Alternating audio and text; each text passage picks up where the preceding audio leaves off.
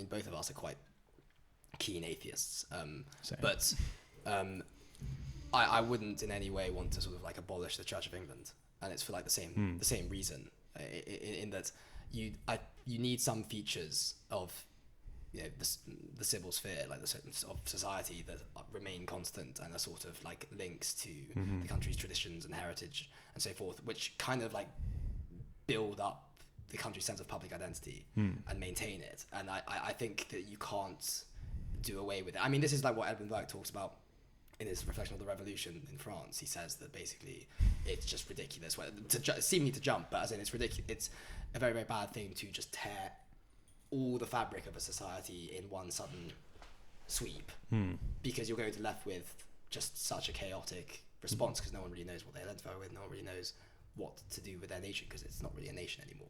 I mean, if you were to define a nation by sort of like the sum total of its institutions and traditions and customs, then you need some to remain. Yeah, and like I don't know, have you read Confessions of a Child of the Century?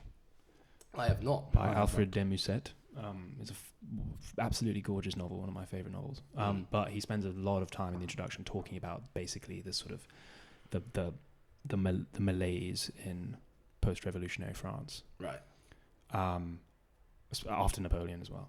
And it's almost postmodern. It is postmodern actually, as in Eliot could have written it pretty much. And it's basically exactly what you're talking about. It's this sense of like of kind of feeling adrift. Yeah, exactly. Which is a recurring theme. And again, this novel was like written in the Romantic period, but this is something that people have always felt. But it tends not to bode very well. It's not in terms of social cohesion, and it's not even a matter of affection for the country. It's not even like a sort of patriotic argument. It's purely just a good politics argument. You want people to feel like they can identify with something larger than themselves or a small group.